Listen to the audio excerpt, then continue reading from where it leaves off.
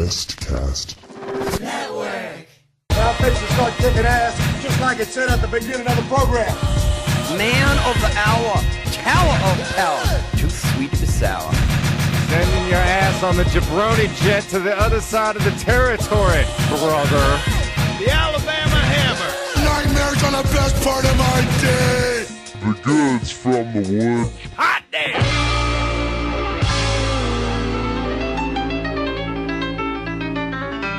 Welcome to the Goods from the Woods. My name is Rivers Langley. Pat Riley. This is a good night, man of the hour, tower of power, too sweet to be sour. Today we are talking about Columbo.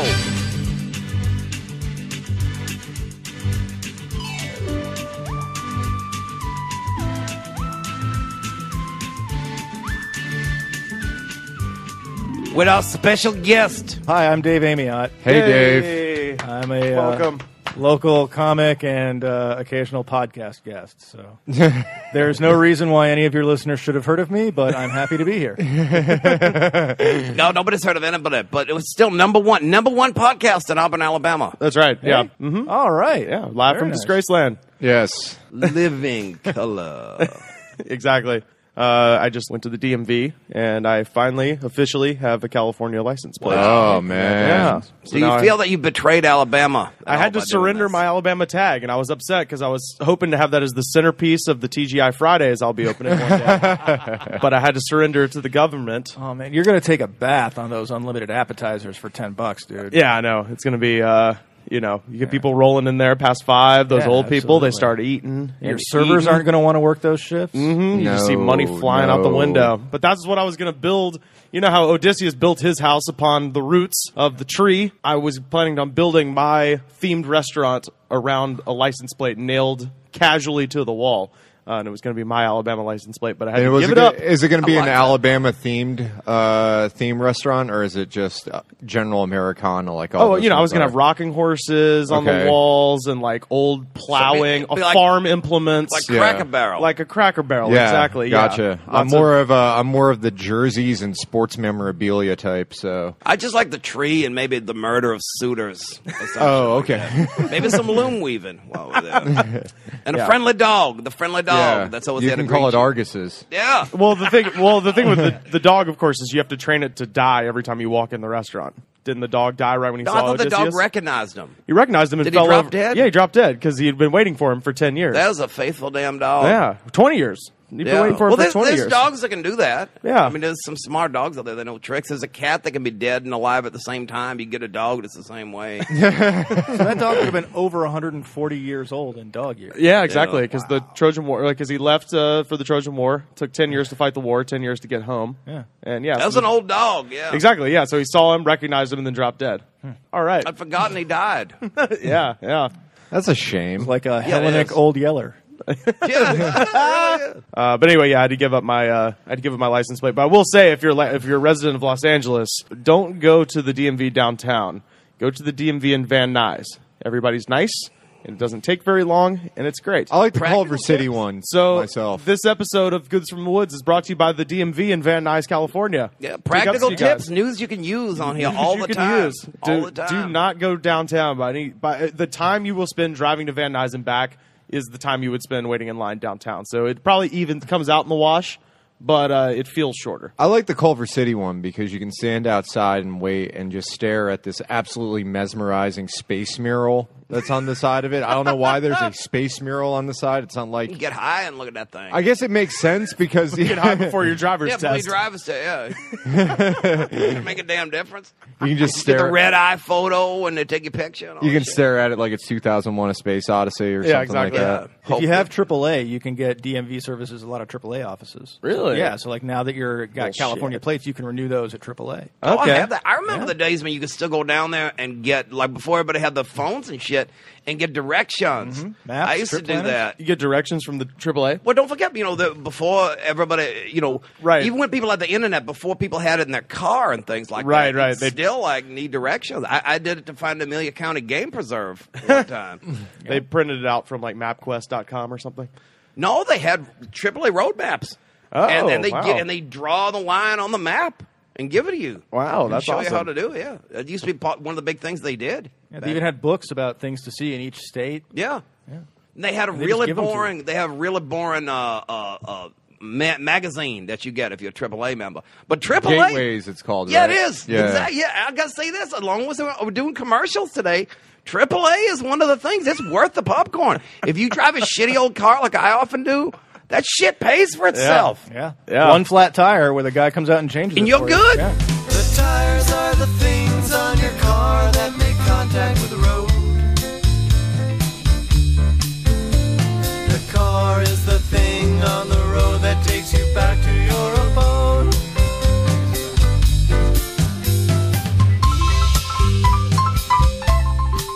Before we start into the Columbo thing, I've never seen. I've seen like bits and pieces here. I've never And you seen. want to admit this publicly? I've never seen a full. I've episode. never consciously Yeah. watched You an will. episode of Columbo. I remember watching it with my mom, but that was when I was like 3. Yeah, see, I'm the same way. I think my mom was into it. Yeah, it was something that was just always on at my It's not just for grandparents' moms. house. It's not just for moms. It's not just for meemaws. Columbo is for everybody. How'd you get into Columbo, Dave? I actually came to it because I went through a period where I watched all of Monk, and then I finished Monk, and I was looking for another detective show that was quirky, and I'd always heard good things about Columbo, and I just kind of stumbled into it because they had Columbo seasons 1 and 2 on DVD at my local library.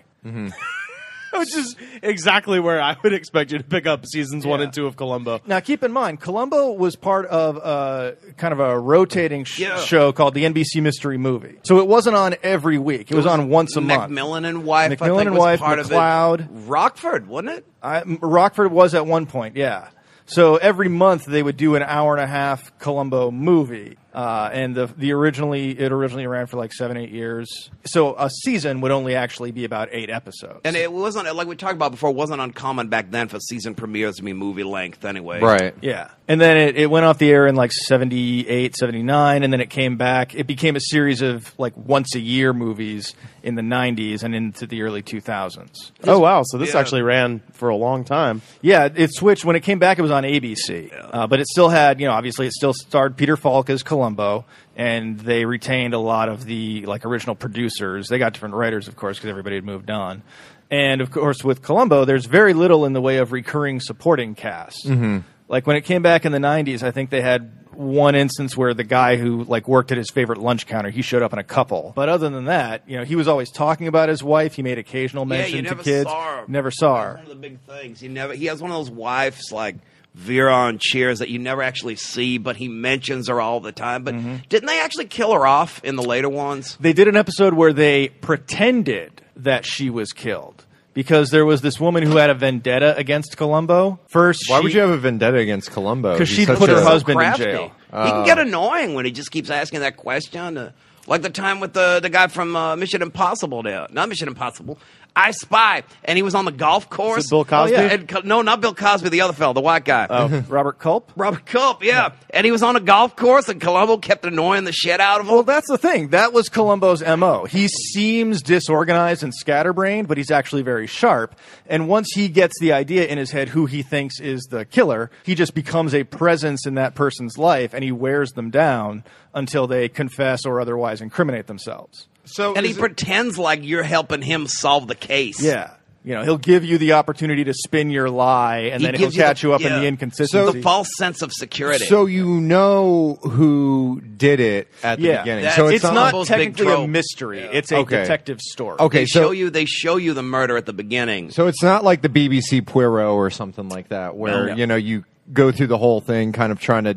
It's a whodunit, and then at the end, Poirot is just like. A lot of times Columbo won't show up until like 25, 30 minutes in. There's people I know who even don't like the show because they don't like the fact that they tell you who done it. But it's worth it though because it's a ballet. It's the dance. It's watching Columbo figure it out. It really Well, it's is. like on Star Trek: The Next Generation. They're going to solve the problem. It's just the question of how are they going to come up with the solution, and how are they going to interact during the course of it. Yeah, we reference classical mythology too. Everybody knew how those stories were going to end, but it's in the telling. Yeah. And that's it. It's like, what did this guy miss that Columbo is going to pick up So on? essentially, Columbo is epic theater. Kind of, yeah. It's a little bit like Dinner Theater. It's got murders and shit like that. I don't say this thing. Remember, we mentioned his wife. You said they pretended to kill her, but she never actually died. She did not actually die. In fact, one of the interesting things about that episode is they show one of the weird things is how much time and effort and money would sometimes get expended in the course of solving these murders. Because it takes place here in Los Angeles, and a lot of the killers were very often like wealthy people.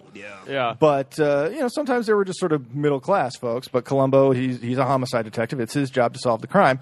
And on more than one occasion, he constructed these elaborate traps to get the people to incriminate themselves. So there was this one episode where the woman has a vendetta against Columbo because Columbo had put her husband in jail for something he'd done, and he died in jail, and she wanted to get back at him. So she tried to kill his wife. She gave him a bottle of, I want to say it was poisoned maple syrup. But it was some kind of poison. Which he immediately chugged. Which the idea being that Columbo's wife would use it, and she would die, and Columbo would suffer. Wife, and then she would murder Columbo. Yeah. But so what they did was they faked the death of Columbo's wife. They had a funeral where they buried a casket. They got a dummy house that they made up to look like Columbo's house. They got dummy maple syrup. Yeah. With all these fake pictures in it. Fake maple trees. Yeah. Fake people's, They got a dummy eye for Columbo. Fake IHOP. Fake. But and then at the end the big twist is no, my wife's alive. You just incriminated yourself. You're going to jail. Oh, this isn't my wife. This is my wife's sister. And then at the end he's on the phone having a little conversation. Well, that was a 90s one, right? Yes. Yeah, because the 70s ones are more like the vintage Columbo. God, that seems like such a long way to go. Yeah. There was one where early in the an reboot, expensive way to go too. Like many trips to the Home Depot. Yeah. were involved in making that happen. I mean, there was one where he got the city to dig up a piling from a bridge because he thought a body had been dumped in the cement, and it wasn't there. And it was $75 million out the window. He does a lot of shit like that. Yeah. Even in the old ones and stuff. There's a lot of shit. Is this going to hold up in court? Well, that's the question. Because you got to figure how many of these guys got off in court when Columbo has the tape recording and you can't hear the cuckoo clock in the background, so it couldn't have been 3 o'clock and all this shit. Yeah. Is this going to hold up in court? By the end, they usually confess. Yeah. And once you confess, even if you recant it later, they got you on something. I always felt like the first, up until about 75 or something, the show was somewhat more realistic. Mm-hmm. And even the ones in the later 70s, like the one with William Shatner as a TV detective, aren't as realistic as like those first core few seasons. Yeah. Like the first, I want to say... Wait, there's a Bill Shatner one? Oh, yeah, and a Leonard Nimoy. The Leonard Nimoy is one of the best. Leonard Nimoy's good. William Shatner actually appeared twice. He appeared once in the 70s and again in the 90s. Oh, I didn't know that. Yeah. Same character or different characters? Different character. No, because he played a TV actor who was a TV detective who committed a real-life murder. Yeah, and he was a Poirot type, his character on the TV show. And then when he came back in the 90s, he played a Rush Limbaugh type. Ooh. I would love to see... I'd love to see old Bill try and do the Rush Limbaugh thing. They're friends. Did you ever see their interview? Really? Yeah. Bill Shatner had an interview show called William Shatner's Raw Nerve. Okay. And he had he had built for him the strangest chair you can imagine. It's a double, it's his interview chair, right? And it's shaped like an S. And in the hooks of the S's is where he sits and where his guests sit facing each other. So they share an armrest. Do you understand what I'm saying? Okay. And then they stare at each other, and it's just like the weirdest shit. And yeah, there's one of him interviewing Rush Limbaugh. And it's Rush, really close. do you want to put your hand in the popcorn bucket? Yeah. But the thing that we learned... Talent on loan from God. I always loved in the old Andy Kaufman comedy specials where he had that recurring bit where he was the talk show host and his desk was 10 feet high. I always loved that thing where he just sat up there and did the Morton Downey Jr. thing. Yeah. And just had the 10-foot high desk, and it was always absolutely hilarious. Jon Stewart did something similar when he had that debate with Bill O'Reilly where they were raising money for some mutual charity, but they had this pay-per-view debate. And so before the thing started, of course, Bill O'Reilly's 6.5 feet tall, and Jon Stewart's about a foot shorter. So he starts pressing the button on his podium, and his podium just raises up about 10 feet. But one of the things we learned from the Shatner episode is that a VCR costs about $3,000. Yeah. What? Because that's one of the things. There was a lot of high tech because, like we said, a lot of the villains were affluent and all that. So there's a lot of high tech. So you see things like guys who have video cameras set up in their house and a VCR back when nobody does. Because Shatner drugs this guy and makes him think he's only out for 10 minutes so the guy can be an alibi while he's doing the murder. So he tapes the baseball game that they're watching, and then he rewinds it, wakes the guy up like he's only been asleep for a few minutes, and puts him to bed. Whoa. Yep. But then the mistake he makes when he switches the guy's watch, the guy always set his watch 5 minutes ahead of time. Yeah. Interesting side note about that episode. I don't know if you remember this. One of the other police officers at the crime scene, when they find the body at the beginning, Walter Koenig. That's right. Yep. Yeah, it's who played Chekhov. Yeah. Oh, okay. Actually, come to think of it, you mentioned Star Trek and we mentioned Columbo's wife. And correct me if I'm wrong. Didn't they once do a show featuring, way before she was on Star Trek, the woman who was Janeway on, was that Voyager? Kate Mulgrew. It was a series called Mrs. Columbo. Yeah. It was not affiliated with Columbo proper, but her name, the name of her character, was Kate Columbo.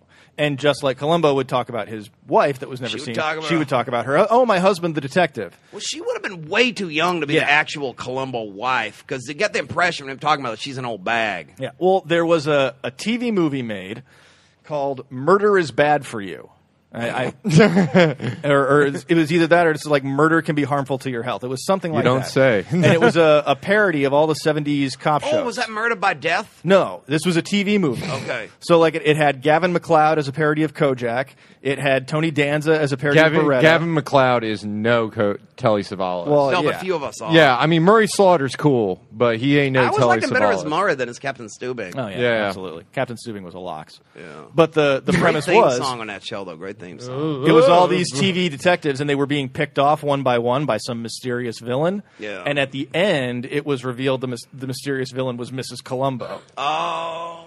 And it was played by Liz Torres, who you may recall from the John Larroquette Show and Gilmore Girls. The heavy-set Hispanic lady. Wow. Yeah. Those are some deep cuts right when there. was this? Wow. It was like 1978, My 79. mind is blown. Damn. Yeah, I gotta say it. It also had Buck Owens as a parody of McLeod. Hell it yeah. had Connie Stevens as a parody of Policewoman. Hardcore. And Jamie Farr and some other guy parodying Starsky and Hutch. I can't remember who was playing the parody of Ironside, but Jimmy Walker played his assistant. Wow. Yeah, it had a cameo by Richard Deacon from the Dick Van Dyke Show. Did they have any of the Dukes in there? They did not have the They Dukes. should have thrown the Dukes in there. They had Burt Young playing Palumbo. Oh, Burt Young was the shit. Oh, God. Burt Young's hilarious. Polly from Rocket Movies. I always... Okay, this is the thing This is that just like the It's a Mad World Yeah, of, pretty much. of detectives. TV. Yeah, it was, TV comedy stars parodying TV detectives. That's kind of cool. Yeah. That's what they had in the 70s. That and Battle of the Network Stars. Yeah. That's another Telly Savalas That is classic true. right there. He used to cut promos while he's smoking a cigarette, saying how his people invented the Olympics, so his team's going to win. See if you can top that, Gabe Kaplan. Yeah, exactly. Yeah. See if you can top that Scooby-Doo. Laugh Olympics. Do you remember Laugh Olympics? I just want to say this real quick. You remember Scooby-Doo's Laugh Olympics? Mm-hmm. Why come they could not pay the money to get the real Dick Dastardly and Muttley? Because instead they had some other boy called like Dread Baron or some shit, and Mumbly, who is just Muttley with different colored ears.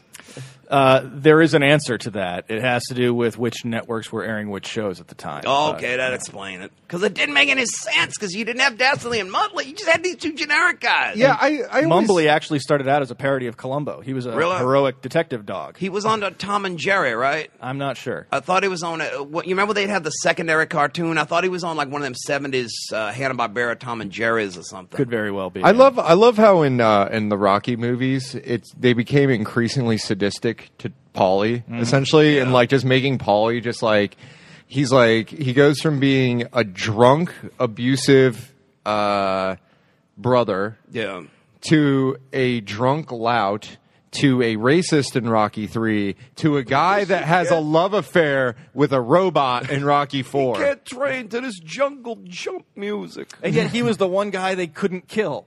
I know. I thought he was going down. He didn't even die in the fifth one. Nope.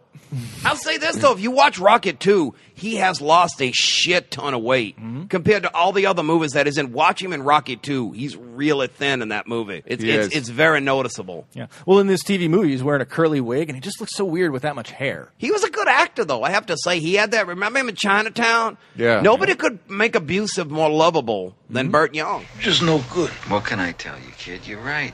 When you're right, you're right. You're right.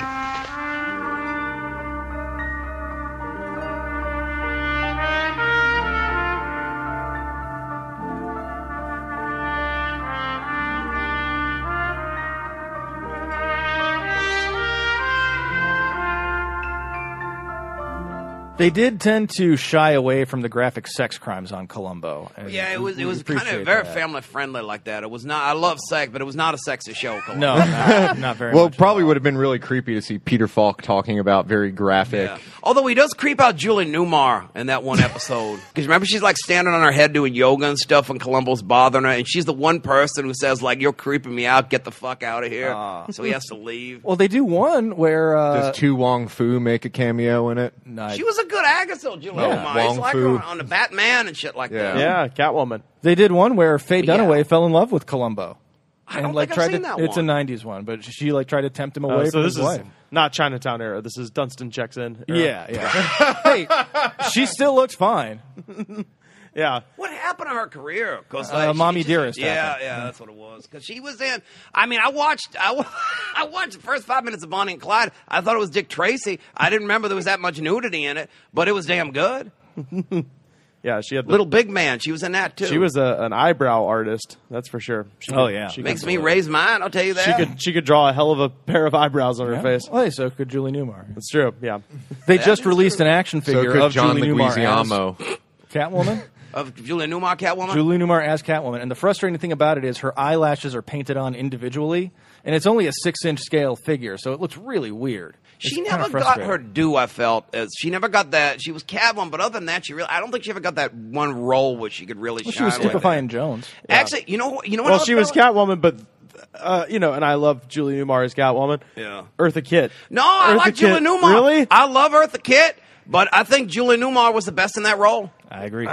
I'm Team Eartha. Personally. Yeah, Eartha Kitt was the I'm best. not dissing Eartha Kitt. I love Eartha Kitt too, but I think Julie Newmar had the best chemistry with Adam West and all that. Okay, yeah, I can go with that. I just mean just purely on a believability as a woman who is half cat. Eartha Kitt was able to. Her name was fucking Kitt. First of all, there's no doubt about that. Yeah. But I think Julie Newmar had the most fun with the role. Eartha brought the cat, Julie brought the woman. then there's the one Lee Merriweather. Lee Merriweather, yeah, the Julie Newmar lookalike who they had to get for the movie. Yeah. Yeah, no one ever talks Well, about because her. Julie Newmar was doing another TV series at the time called My Living Doll with Bob Cummings, where she played a robot. See what I say about she never got the right role? They say that current sitcoms are horrible. Oh no, they had Like one. those things get lost in the sands of time. Well, there like was we the don't even. infamous one called My Mother the Car. Yeah. Yeah. A woman, guy's mother died, and she came back as a car. life as a car, yeah. And it was Dick Van Dyke's brother. I Jerry think Van was Dyke Jerry and Van- Southern yeah. played the voice of the car. They had some stupid shows back then. Fuck yeah, those all sound great though. But it was the good old days. It they really still was. sound better than the Real Housewives of I Beverly agree. fucking Hills. I agree.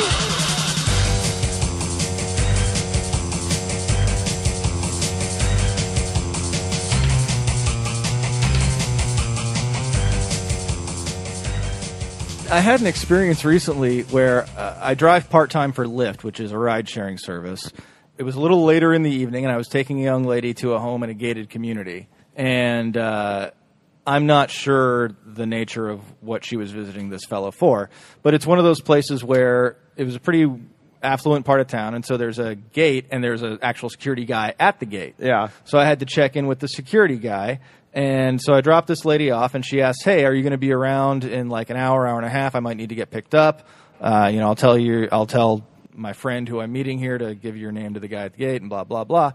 So I go home, and an hour goes by. I didn't get any other riders, but she didn't call me back.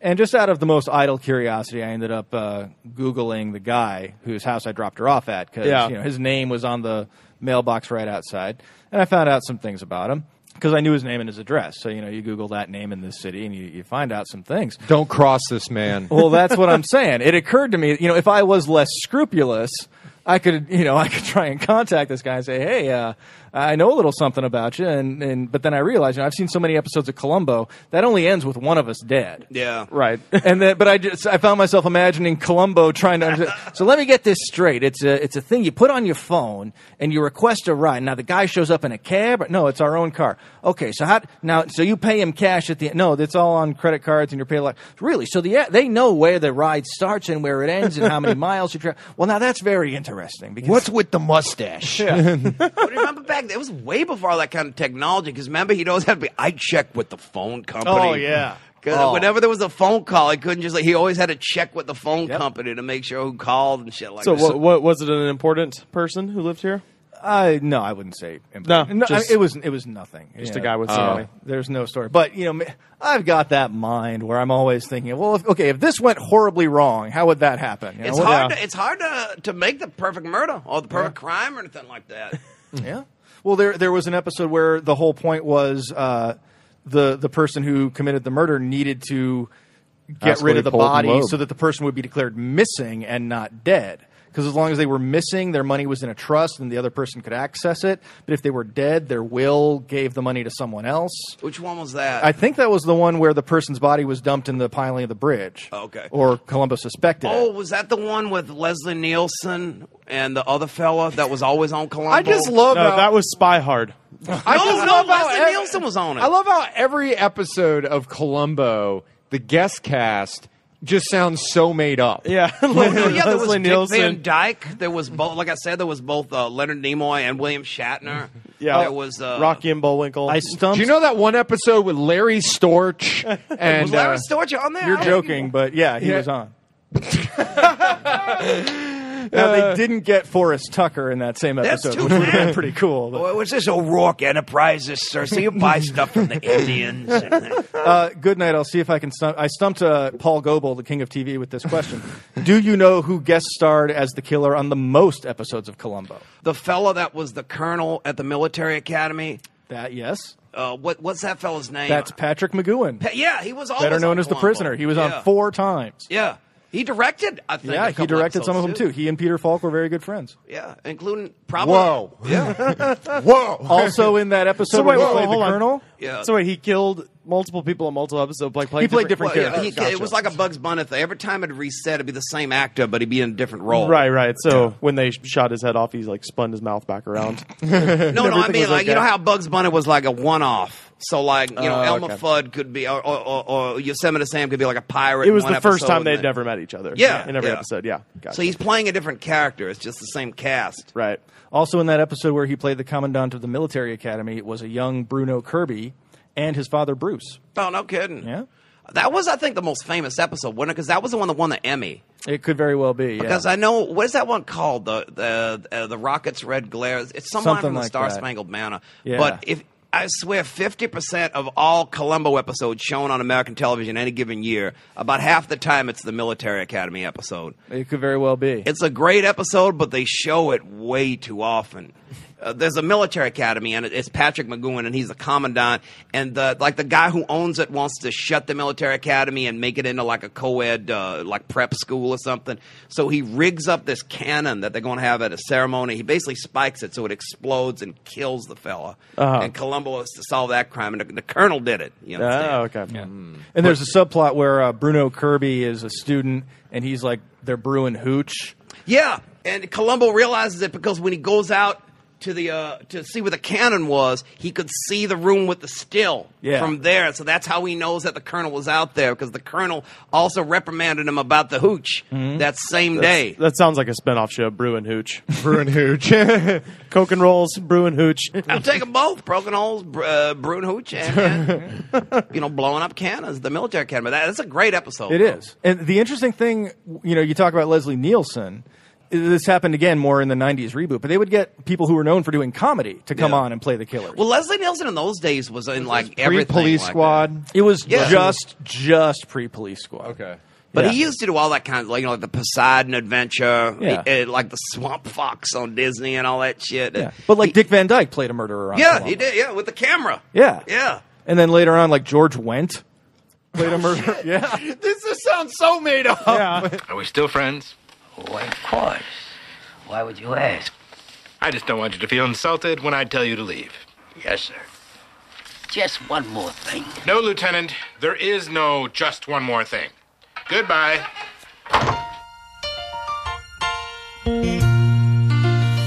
You said that the way Columbo solves crimes is by going into people's lives and just running them down. Annoying the fuck out of them. Annoying the fuck out of them. Is that, we have a, Mr. Goodnight, of course, is a private detective. Has that ever been a tactic that you've used successfully? It doesn't work as good for me because they know I have such a sharp mind. But sometimes I will wear them down with annoyance. You understand? I tend to sleep my way to the clues a lot of the time. I sleep or I shoot. That's the way I work. You understand? So you don't just hang out and ask people. I can sometimes. I can do that and annoy them. But Columbo, I think, was the best at what I like to call the Socratic method of detective work. He makes you hang yourself with your own rope. That's what he does. Yeah, absolutely. More shoot first, ask questions later. Exactly. I go for more like if Charlton Heston was a private detective. I try to go by that. A lot of sleeping around and a lot of shooting. But, I'm willing to try different methods. I was going to say, what's your favorite Columbo episode? I like the one with Helen Hayes where she traps the guy in her safe and he either suffocates or starves to death. Oh, yeah. And the other one I like is actually, it's one of the few instances where Columbo makes reference to a previous case. It's the one with Janet Leigh where she plays the old movie musical star who's got dementia. And she killed someone and genuinely does not remember that she did it. She flat out asked Columbo, Lieutenant, have you ever known someone was guilty and let them get away with it? And Columbo, well, I did once. And it was in the Janet Leigh episode. Because what happened was she killed someone. She genuinely didn't remember doing it. She had dementia. She had like 6 months to live. So her husband confessed to the murder that she committed, knowing that he would eventually be exonerated. But in the meantime, she wouldn't have to go to jail. And Columbo went along with it because he's a merciful guy. Yeah. Was Tim Conway ever on Columbo? No, but Johnny Cash was. Yes, I was just thinking of the Johnny. I know that's that. my favorite episode. Yep. I saw the light, Lord. I saw the light. No more. And first, like, wow, Johnny Cash singing "I Saw the Light," and by the end of the episode, it's, is he going to sing that again? Because they only paid for 2 songs. Yep. "I Saw the Light" and the one Sunday morning, "Wishing I Was Stoned." Yeah, Sunday morning coming so down. you hear them over and over again by the end of the. Kind of like when episode. Jerry Reed was on Scooby-Doo. Yeah. It's done right. You know what I didn't realize? That song, that was a song from Scooby-Doo. Yeah. It wasn't a Jerry Reed song. It wasn't? It was a song that had been All written. these years. Yeah. It was a song that had been written for an earlier episode of Scooby-Doo when they would have an original song over the chase Yeah, scene. who wrote them glam or them bubblegum songs you would hear in Scooby-Doo? They like were staff that? writers for Hanna-Barbera. They wrote Josie and the Pussycats songs. They wrote Butch Cassidy and the Sundance Kids songs. Oh my God, you seen that show? Yeah. Where they had that big computer and shit? Yeah. And Mickey Dolenz was the voice of the drummer. Was he? Yeah. I remember seeing Wait, that on they had a USA Cartoon Express. They had a computer in Butch Cassidy and the Sundance Kid? It was on their jet, wasn't it? Yeah, it wasn't nothing like a Western. Well, yeah, It clearly. was 70s Saturday morning Hanna-Barbera, so it was like Scooby-Doo just amped up. They were a traveling rock band that solved mysteries, and they had like a supercomputer. But the main guy was named Butch Cassidy. Yeah. Like David Cassidy. The band or was Sean Butch Cassidy and the Sundance Kids. Yeah. That's Kids. why. Oh, gotcha. And Okay. they had a dog too. Mm-hmm. Who was Elvis. kinda- Do you remember any of their songs? Not really. I remember No. one of them. Oh, okay. It went, "I feel so groovy Saturday morning," and I remember the dog dancing to that. That's Oh, the dog had So moves. that's the prequel to Sunday Morning coming down. Yeah, it was Saturday morning. Then the next day, you just wish you was stoned. Lord, I was Here's a wishing I was reference stoned. here's a reference to a previous episode because you guys were talking about the song that who possibly wrote the songs for Scooby-Doo. Yeah. You know who one of the guys that wrote the song "Sugar Sugar" by the Archies? Andy Kim No kidding. Oh, of I "Rock remember Me that. Gently, Of Rock Me Slowly." Take it easy. Archie was AK a lousy cartoon. Didn't Archie die? Like, Oh, no. You know what it is? Every protecting a friend that was getting Every couple of years, you see one of these things. Archie dies, or Archie marries Betty and Veronica, or something like that. It's all just publicity. at the same time. Well, no, one or the other, whatever. Archie finally has to choose. It's always just publicity. Nothing ever changes in an Archie comic. It's just going to be like a what-if story, or they'll find some way to get out of it. So they do like the whole Superman thing where Yeah. it's like alternate realities. Nothing or ever something. changes in Archie. Yeah, It's gonna there's be the same like thing forever. 4 different Archie continuities running currently right now. Yeah. And then there's also special one-offs. Like they did one where he married Valerie from the Pussycats. I was very young, and so I could never take Josie and the Pussycats seriously because they looked like they were performing in their underwear. Mm-hmm. And I was too young for that to be a turn-on. Yeah. I just thought they Vanity looked stupid. 6 didn't exist yet. Yeah, it was pre-Vanity 6. So I'm like, why come they ain't wearing pants? That and Alexandra was better looking than any of them Pussycats, I absolutely. thought. She had that kind of Veronica thing going on. I liked her. Well, the Josie and the Pussycats, they have one of my favorite Halloween songs, Voodoo. You know that song? Godsmack was that? No, not Voodoo. I'm not the one who's still I didn't know that. I didn't know that was a cover. It was a cover of a Josie and the Pussycats song. Wow, I didn't know that. I'm gonna do some voodoo on you, baby. I'm gonna do some voodoo on you. You can run, it doesn't matter anyhow. I'm gonna get you now. 'Cause I'm gonna do some voodoo on you. Pretty good, right? Yeah. Them girls could sing, and they had nice legs. They wasn't Beats the wearing pants off of Godsmack. Yeah, fuck yeah, dude. But yeah, it's I'd rather look at them than whoever the hell the guy was in Godsmack, and they're not even real.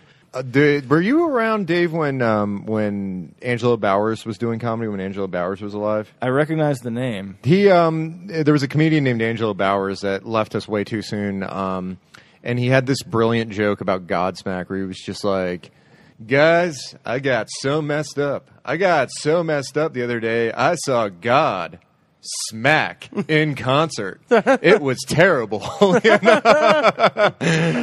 The other one that I loved from music related was, guys, I heard Creed's going back on tour. They're performing in 42 states. All of those states are named Nebraska. dude, for real, when Creed actually did go back on tour several years ago, they were playing in Birmingham, and the tickets were 50 cents. They were playing. And this wasn't even Alter Bridge. This was real Creed. This was Creed reunited. This was 2008. That's like a Mexican raffle. Yeah, this was. It's like, yeah, exactly. You pay more to get into like a fucking auto show. Yeah, but an auto show would be more interesting, way more interesting. But yeah, no, buying lemonade at a lemonade stand costs the same price and is more interesting. Exactly. Yeah, yeah. It's like the cost of a game of Donkey Kong. Or something. Right. Yeah. They booked this huge arena tour for their comeback. This would have been like 2008, right? So they booked this huge arena tour for their comeback. Before or after? This was definitely after Scott Stapp performed all the. Yeah, because I was at Woodstock '99 when Scott. Oh, this is way after. No, so at this point, 2008. Performed all the Doors. I'll catch you up on the whole history. So 2008. Previous to that, there was his record, The Great Divide, solo record, plus 2 Ultra Bridge records since the Creed breakup and subsequent lost years of Scott Stapp. So at this point, he's sober, he's back, he's ready to perform. Creed's booking a motherfucking nationwide tour. So they book all these huge arenas anticipating they will have the same sort of interest that they had the last time they played, which would have been 2001 or 2002. So they start on their arena tour, and it's just a fucking disaster from the word go. And they get to Birmingham. It was like their third show in this run. They start, of course, in Florida and then go from there. So they've done Florida, Atlanta. Well, if they perform poorly in Florida, that's a bad sign. That's where they're from. And everybody in Florida still loves Creed. Yeah. That's the one place where Creed is not a punchline. So the chances are they probably had an okay showing in Florida. They went to Atlanta, not so good. They get to Birmingham thinking, finally, the heart of the Bible Belt. We'll fucking get it. And the night of the show, my friend Chandler and I were doing our radio show that night. Otherwise, we would have gone. That was the only thing stopping us, was that we were like, well, we'd rather just do this college radio show for free than go see Creed for 50 cents. So when you factor in parking and gas, it's still an outlay of resources. Looking back, I kind of wish I'd pulled the trigger on it, honestly. But yeah, so they come to Birmingham. Because if you went, you'd still be writing for Vice to this day. But they get to Birmingham and they do all the radio shows, and in the morning the tickets were like $5 because they were originally like 30. They were originally 30, and this is the BJ going with the Fugazi price point. I like that. Yeah. This is the BJCC arena. This is like the biggest indoor sports arena in Birmingham, right? So they had sold big building. They'd sold about, I guess, 40 tickets or whatever for the whole arena. So the ticket prices in the morning were $5. And by the end of the day, every radio station in Birmingham had picked up the story because either A, they were legitimately trying to promote Creed, or B, they were like making fun of it. So every radio station in Birmingham was like, hey guys, if you want to come down and see Creed at the BJCC Arena, tickets are now going for 50 cents. How many people went? And if you're one of those 40 suckers who paid $5, you're thinking, or like the 40, the 20 people that paid the full $30. How many people went? I never know. No one. It's like, did they make something like $300 off this concert? Or something? An entire arena. Yeah, they would have been better off stealing a parking meter.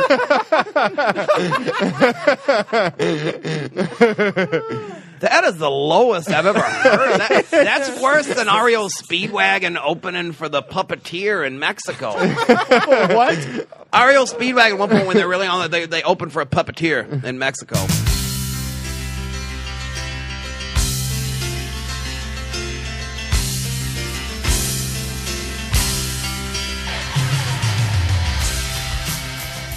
Janet Waldo. There you go. That was Janet Judy Waldo, Jetson. yes. Janet Waldo. Notoriously left out of the Jetsons movie in favor of Tiffany. Was she? And the voice casting director insisted that her name be taken off the film because she was so angry that had happened. How have you ever seen the I Think We're Alone Now documentary about the people that are obsessed with Tiffany? I've heard about them talk about it It's on Never Not fantastic. Funny. It's Okay. really good. It's one of those I keep seeing and I know what it's about and I just can't bring myself to press play on because I'm just like, oh, My buddy's brother did the music for it, the sound engineering or something really? like that. So Okay. I ended up watching it, and it is insane. Yeah. It's like so many different levels of insane you don't even know because there's these different characters that are in it that are like vastly different. You Right. know, I think one is like transgender and kind of like found her like gender orientation through being a fan of Tiffany. So Yeah. she was obsessed with Tiffany for that reason. And then there was like the kind of really lecherous guy. And it was just a very sort of weird web that they had spun. Yeah. It's really crazy. What is this, like hardcore fans of Tiffany? Exactly, yeah. People that are still obsessed to this day. This isn't like done in the 1980s. This isn't like mall Tiffany. This is like Tiffany after she like posed for Playboy after Debbie Gibson or Deborah Gibson, I guess, at the time. Wait, so are they still fans of her like work in real estate? Which is what I assume she does now. Probably. Well, didn't she keep her looks or some shit? No. She was.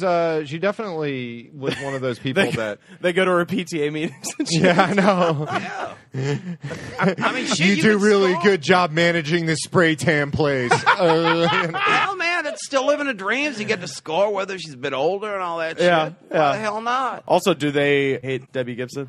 I don't remember, but I presume so. I Surely that they have to was make a still reference to Debbie Gibson. Yeah, at they some would point in have the to. movie. Yeah, I didn't see. I saw it in like 2008. I'd say. Oh, okay. So, Yeah, it's on that's a lot Netflix of- now. Yeah, it's highly recommended. It's okay. really good. The last time I went to the movie theater, on the same day, I saw the Lego movie and the Veronica Mars movie. Okay, I've heard both were good. They Is she were related quite to good. Bruno Mars? No, I don't believe so, because she's fictional. Yeah. Okay. But again, fictional TV detective. She was a And- detective? Yeah, and she kind of did something similar to Columbo because she's this petite blonde, so people underestimate her, but she's actually very sharp. Oh, I thought that was a superhero show. No. You remember when that shit was big, like that thing, Yeah, like Dark Smallville, Angel and all yeah. that shit? Yeah. No, she was just this kind of sassy teenage detective, single father, ran a detective agency, and she helped. And then there were all these machinations at her high school because it was a high school that had a lot of rich kids in it, and also like some poor, the children of the people who worked for the rich kids. And, it's here in L.A., so, like, Harry Hamlin played a movie star whose spoiled son went to the high school and was complicated. And it's a good show. They had a movie, Yeah. though? Yeah, it was one of the very first really successful Kickstarters. Because, like, the guy announced the Kickstarter, he said, I need to raise $2 million. He raised $4 million in a day. Oh, you know, I think I heard about Yeah, that. the thing was about that movie was that I thought that story was wonderful. That people like it wasn't as great as like LeVar Burton and Reading Rainbow. I think that's like the greatest thing the Kickstarter was ever one of the greatest things Kickstarter was ever made for. But I thought it was great that the Veronica Mars movie was made by like fans that really liked the movie, and it's something that necessarily wouldn't have been greenlit in Hollywood. So that's fantastic. The thing that didn't get just turned me off from that movie was the promotions that they were doing on KPCC for it. I didn't see or hear those. On the NPR station out of Pasadena, they would have Kristen Bell on there. and they would just go on these things about how awesome Ira Glass was because Ira Glass does a cameo in it, and they were just like, well, how great was Ira in there? And she was like, oh my God, I could not wait to meet Ira. And when he came on, everybody on the set went completely bananas, you know? And I don't know why she sounded like Rip Taylor, but but it was throwing confetti around the studio. That'd be awesome. But yeah, it was like we get Rip Taylor on the show. Is he dead? no, he's still around. He's He's alive. in all the Jackass Let's get him. movies. Yeah. But We can't yeah, get Paul Lynde. they We were- can't get Charles Nelson Riley. We can get him. But they were acted like they. First of all, I don't really like This American Life, but I really don't like the Ira Glass part. But the fact that they were promoting this movie by kissing Ira Glass's butt the entire time and acting like it was this like cameo by Robert De Niro or something like that. It was just why How was the movie? It was good. The way I put it at the time was Ira Glass amazing in it? I would imagine so. I don't even know considering how who much- he is. I forgot that he was in it. Actually, he's got a very small part at the beginning. Who is Does he just ask questions? He's the host of, there's a national public radio show called This American Life, and he's the host of it. Hi, I I'm thought Ira that Glass. was a guy from Lake Wobegon. No, that's Garrison Keillor. He does Yeah, it's Prairie not Home, Garrison yeah. Keillor that's the host. Prairie Home Companion Okay. is what he does. The Veronica Mars movie, I had said at the time, it touched all the bases without feeling like it was trying to touch all the bases. You know, Yeah. like when Anchorman 2 came out, it was very clear that they were trying to like say, okay, these are all the things you expect from an Anchorman movie. Here you go. Here they are, laid out in order. With Veronica Mars, it just felt a lot more organic. Like it's accessible if you've never seen the show, but if you've seen the show and are a fan of the show, it's very rewarding. But it didn't look like cheap or nothing, right? No, it looked fine. It looked like a regular Yeah. movie. Yeah, it was one of those things where it was only playing in AMC theaters and it was available on demand the same day it was in theaters. But when I went and saw it on a Sunday matinee show, it was a pretty good sized crowd, and you know there were no like cast holdouts, nobody who refused to do it. Oh, shit. I mean, they get the whole thing. Is it going to start up again now or some shit? There's a book series. Okay. Well, shit, that's going the opposite way for detective stuff usually. Yeah. Because usually it begins as a book. Yeah. Columbo was never a book. Wasn't there, like the earliest episodes of Columbo, wasn't he originally played by somebody else? The character was inspired by a character that had appeared in other media, either books or like magazine short stories. And there is an earlier version of a police detective called Columbo, played by a different actor. Yeah, I thought there was something like that. Yeah. But otherwise, the first one is which one? The one with the guy with the paintings? I'm not. No, I think it might be the one. I remember who the victim was, not the guy. It's one where Columbo, at the end he gets the guy to incriminate himself by making him think he's killed someone else, Okay. or that a girl committed suicide because he made her think that she'd killed her friend. It's actually got a really heavy ending. Like Columbo's more serious than you see him be most of the time. I'm going to have to go back and watch that one again. Yeah, I haven't rewatched them in a while. I've seen every episode except for the last one. I've got it saved on my hard drive. I have to be in the right mood. Do you mean the last ever or the last 70s one? The last one ever from like 2002. Columbo Loves the Nightlife. That wasn't like the intentional last one, right? I don't think they knew at the time. Okay. I never seen none of those ones. I've seen just the 70s ones. They're not bad. They're Yeah, I certainly figured they were all right. They're in the spirit of Columbo. Some of them are a little hokey. There's a very interesting one. I alluded to this earlier. There is only one episode of Columbo where the crime he's investigating is not a murder. In this case, it's a kidnapping, and it is his nephew's gorgeous model wife gets kidnapped right after their wedding, and Columbo is actually kind of a secondary character in it. And it was done, I want to say it was partially inspired by like the Rebecca Schaefer celebrity stalker phenomenon, because that's who kidnaps her. Is this later on then? It's mid-90s. Okay, yeah, because I don't remember that one. Yeah, but there's a part of me I would like to research this a little more and find out the circumstances of how this produced, because it looks sort of like a backdoor pilot for another series. Yeah, like they were trying to make Columbo's nephew and his beautiful like wife. that from the way you talk about it. Yeah, and it's one of the few episodes you'll see where Columbo pulls his gun because he doesn't like to. He doesn't even like to carry his gun. Yeah, he says I only have it just to qualify with. I'm afraid of the. Yeah, there's in fact in one episode he does something corrupt where he asks another detective to take his gun exam for him. Like, yeah, that's right. I can't remember which one that is, but I remember that.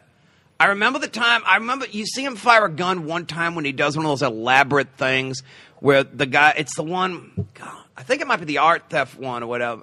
No, it's the fellow who has the cameras in his house. Okay. And remember, there's the automatic door upstairs that swings open. So Columbo does that elaborate thing where he does that experiment in the guy's house where he shoots into like a box of sand. Yeah. And it's like, Jesus Christ, Columbo. You could just ask the guy whether or not a noise would open the door up there. You don't have to be shooting a gun in his house. Well, he was trying to unnerve the fella. Yeah. But sometimes he's kind of a sick fuck. Let's be honest. He'll toy with you. The one with the chef, where he does all that elaborate shit at the banquet and everything, and then he cooks with the fella. The one with the Italian chef. Okay, I don't remember that. Who was the villain? There's a little Italian boy in it, and you see Columbo actually speak Italian. Oh, to the guy. yeah. I do remember that one now. Okay. Who was the chef? Who played the chef in that one? I can't remember. Was it Don DeLuise? No, I didn't remember that. He plays all the chefs. It wasn't Paul Prudhomme either. For him to stretch, he's playing a killer on Columbo. That would have been great. But he was he's really a sick fuck. Yeah, at the end of that, he where he's will. just like cooking with the guy, and he's like basically arrests the guy for murder, but then they stop and eat before he takes him in and shit. There's the one where there's that British actor couple where Columbo basically plants evidence to get them to confess. And at the end, like these British actors, a man and a woman, they both, they realize they're caught. And the man has this like nervous breakdown laughing fit. And the woman's like pleading, "You have to understand, Lieutenant, we didn't mean to kill." And it's gruesome almost. He's a sick fucking. He can't. Okay, he says he enjoys his work too. So Columbo's not a PI. He's an actual police. Yeah, he's officer. a LAPD lieutenant. Okay. Yeah, detective lieutenant. Yep. Did he? And I that wonder. became a running gag later in the series where they say, "What's your first name?" Lieutenant. Do they ever say his name? No, and that I'll tell you an interesting story about that if you care to hear it. Yeah. Did he? I wonder if he ever served concurrently with Joe Friday. That's a good question. Yeah.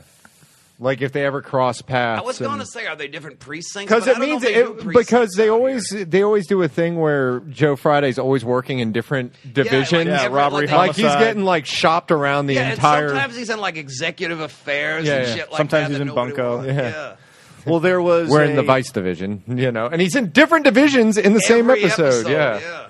Well, there was a Nobody book of wants trivia him. published back in the early 80s, and it was just random trivia.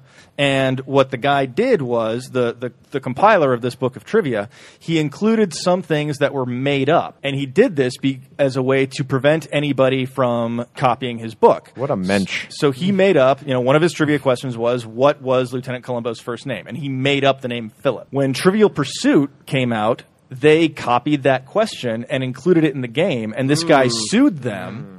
And he lost because the judge ruled that you can't really just copy facts and their answers. But this guy made the claim, well, no, look, they copied all this stuff word for word out of my book, including this made-up thing. And the judge says, well, you can't hold a copyright on a made-up fact or a lie. Oh, one more thing before I forget.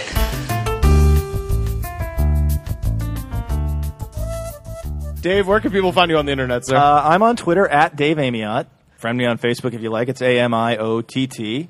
Let's see. I'll be recording an episode of Hey Watch This with Paul Goebel that'll go up on Monday, the 27th. And you should be sold by his encyclopedic knowledge of television. This guy is the geek of TV. Yeah. Paul Goebel, and this guy. Check out in the archives. He's on. You're on Dork Forest, right? I was on Dork Forest. Yeah. Check I out was that on, episode. Who's This Now with Jim Bruce. Yeah. I've been on Battleship Retention. Look in the archives of the internet. Yeah, Find just this I guy. had my Type own in his- crummy podcast for a while, but I don't do it anymore. But It's still up there, though, isn't it? I don't know. Yeah. Well, find out. Type in Dave Amiott into iTunes. Follow Dave on Twitter. Follow us on Twitter at The Goods Pod.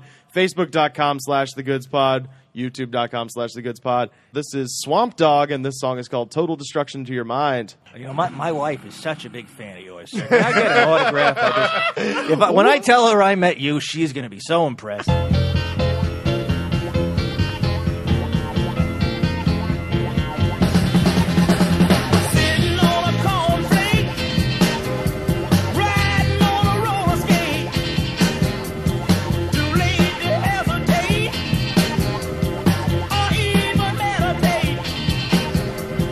Always looking up, what's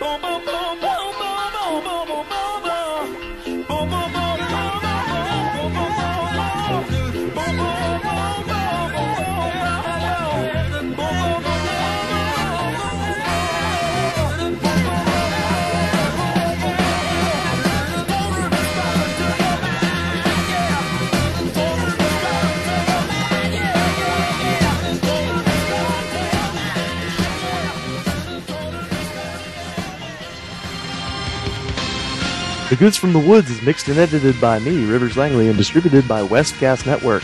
Our theme song is composed by DJ Smiles. You can find him online at djsmiles.net.